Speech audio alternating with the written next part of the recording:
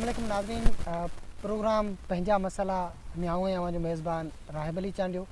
अॼु असांखे प्रोग्राम पंहिंजनि मसइलनि मुतलिक़ मुख़्तलिफ़ जेके हिन वक़्तु जेके इशू हलनि पिया उन्हनि मुतलिक़ असां ॻाल्हि ॿोल कंदासीं। असांजे स्टूडियो में मौजूदु आहिनि दानिश्वर लेखक साईं ख़ालिद मुजाहिद चांडियो साहिबु। साईं अस्सलाम वालेकुम। वालेकुम। साईं सभ खां पहिरीं तव्हांजी वॾी महिरबानी, तव्हां असांखे टाइम ॾिनो आहे पंहिंजनि मसइलनि मुतलिक़। हिन वक़्तु जेके सिंध में धारियुनि खे जेको डोमिसाइल ठाहे ॾियण वारो जेको इशू हले पियो उन बाबति तव्हां छा चवंदो? सिंध जे अंदरि जेके आहे न वक़्तनि बि वक़्तनि जी हिकिड़ा इशू अचनि था। सही।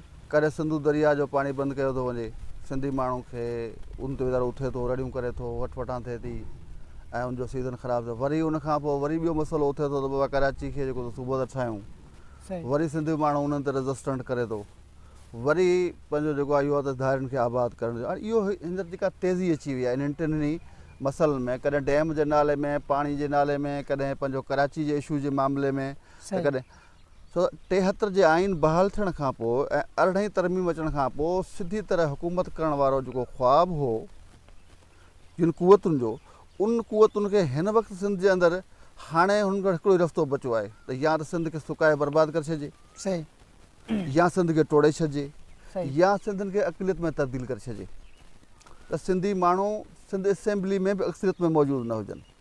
सही। हाणे इहो उनजो हिकिड़ी जेको आहे पंहिंजो धंधो आहे उनजो कयो आहे। हिकिड़ी शइ उनजे पुठियां इहा आहे।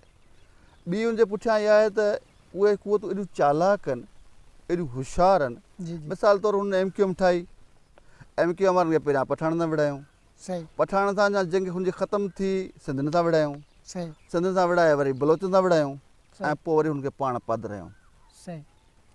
हाणे ठाही बि टिनि जॻह ते हिन वक़्तु पख़्तूननि खे बि ईअं इस्तेमालु कयो आहे।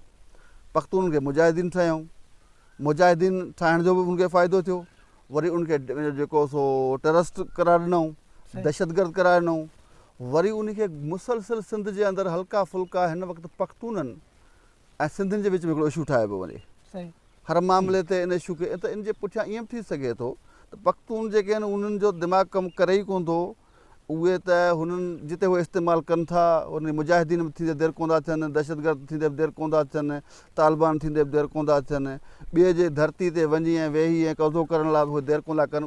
उहा त हिकिड़ी चरी क़ौम आहे, उन चरी क़ौम खे त उहे इस्तेमालु करे उनखे बर्बादु करे छॾियो पूरे अफ़गानिस्तान खे।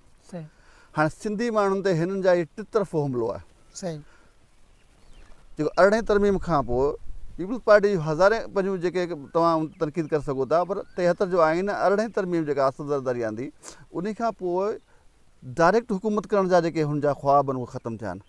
उन मामले जो हिसो जो आहे शाख़सानो त या त सिंधी ऐं पख़्तून विढ़नि, उनजी जंग थिए, झेड़ा थियनि, ग़ैर सिंधी माण्हू हिकिड़े पासे थी वञनि, उहे हमेशह लाइ असांजा थी वञनि लिया, पोइ वरी सिंधी पाण में तक़सीम करियूं, पोइ इलेक्शनूं करायूं, पोइ इलेक्शन में वरी असीं खटियूं, पोइ सिंध असेंबली ते कब्ज़ो करियूं, पोइ सभई टपट तीन वाल करियूं।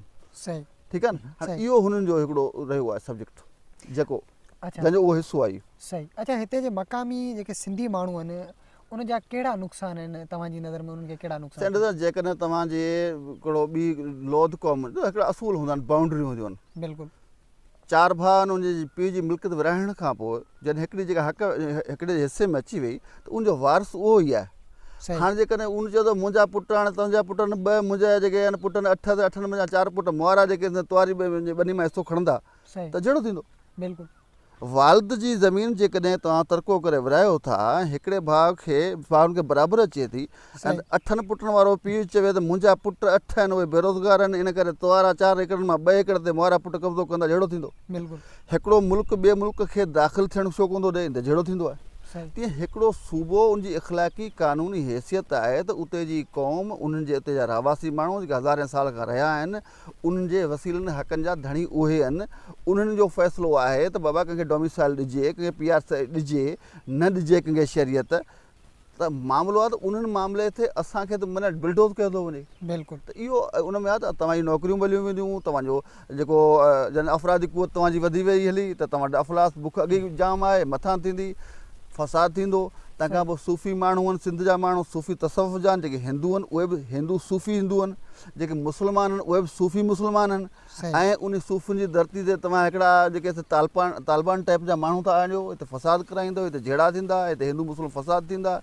हे वॾियूं माना हिकिड़ियूं वॾियूं, छो त उहे अहिड़ा माण्हू आहिनि जिन खे इस्तेमालु कयो आहे, ख़बर आहे जिते इस्तेमालु कंदा थी वेंदा हलिया। सही। हुनखे त माना तव्हां हिकु बि शइ हिकिड़ी ॿुधायो त बाबा हीअं वञी करियो त उहे करे छॾंदा। सही। अच्छा, उन जे तव्हांजी नज़र में इन जे पुठियां कंहिंजो हथु थी सघे थो?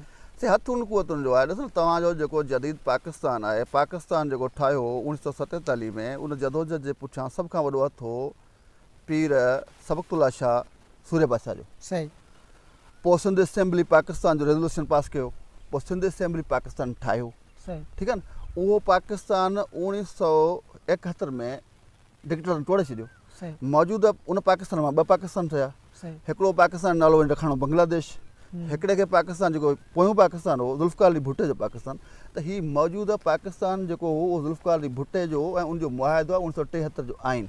सही। ठीकु आहे न। हाणे उन सॼे सिस्टम खे ब्लॉक करण जे लाइ उन पाकिस्तान जी उन मूजिद क़ौम खे हाणे पीर सबक़तुल्ला शाह खे शहीद कंहिं कयो? तव्हां पहिरां खणो, केरु केरु माण्हू गॾा? चलो अंग्रेज़ सां गॾु ॿिया केरु आहे? शहीद ज़ुल्फ़िकार अली भुट्टे खे शहीद कंहिं कयो? चलो अमेरिका जी साज़िश, पर ॿिया हमरा केरु गॾा? सईद जीएम सईद खे जेल में कंहिं रखियो सॼी उमिरि? उनजे पुठियां हथ कंहिंजा हुआ? फाज़िल राऊ ऐं रसूल पली जेके जेलनि में रखण, फाज़िल खे शहीद करण जो कंहिं कमु कयो? हीअ त मुसलसिल असांखे हाणे असां में वरी वॾे में वॾी इहा बेवकूफ़ी आहे त असांजो मुख़ालिफ़ मुतहद बि आहे, मुनज़्ज़म बि आहे। असीं मुंतशिर आहियूं साॻी माण्हुनि जे हथां, साॻी क़ुवतुनि जे हथां, असांखे नुक़सानु थी रहियो आहे। सही। बिल्कुलु। भुट्टो बि शहीद उनखां पियो, बेनज़ीर बि शहीद उनजे हथां पई थिए, पंहिंजो जीएम सैयद, ऐं असीं पाण में दस्तो गिरा बयान थियो वेठा आहियूं। असांखे चंद ॻाल्हि ते विढ़ाए वेठा आहियूं, नंढड़नि इशुनि ते असीं माकुड़नि वांगुरु विढ़ाए विढ़ूं।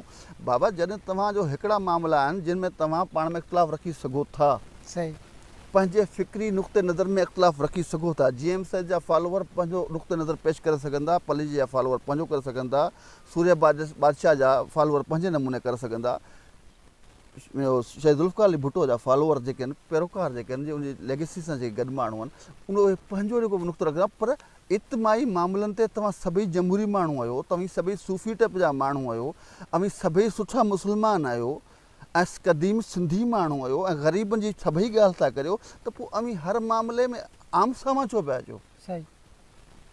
अच्छा, इहा त असांजी हिकिड़ी वॾी जेका बेवकूफ़ी आहे, जेका असां जंहिंजो फ़ाइदो आहे सॼो इहो। अच्छा, मौजूदा सिंध हुकूमत उन मामले में कहिड़ी ज़िम्मेवारी, जेका सिंध हुकूमत कहिड़ी आहे? त हिकिड़ो बहितरीनु मौक़ो आयो आहे।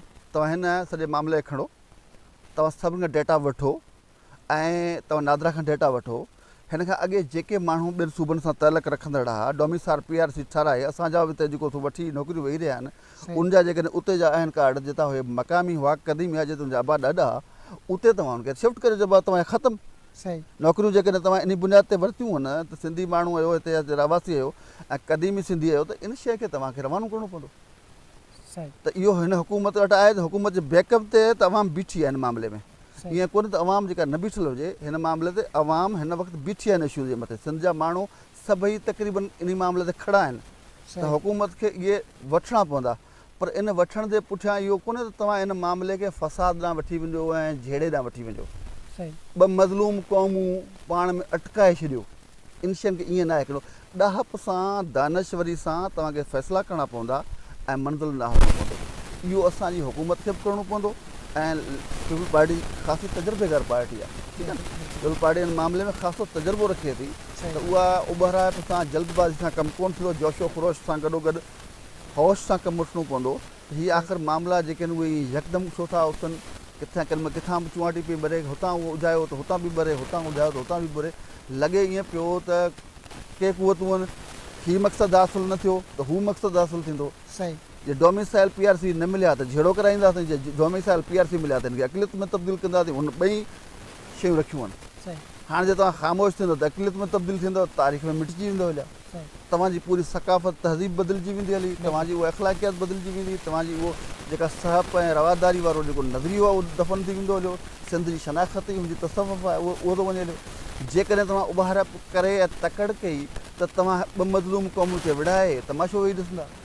हाणे इहो हिकिड़ो साज़िश आहे, जंहिं साज़िश लाइ दानाई ऐं दानश्वरी जी ज़रूरत आहे। इहो इन मामले खे जेको आहे सो इंतिहाई सहप सां सम्झ सां ॾाहप सां क़दम बि क़दम हलणो पवंदो। ऐं वॾी महिरबानी तव्हांजी। नाज़रीन, ईअं असीं अॼु को प्रोग्राम पंहिंजी सिंधियो पंहिंजा मसला पंहिंजी गुजारी ते पहुतो।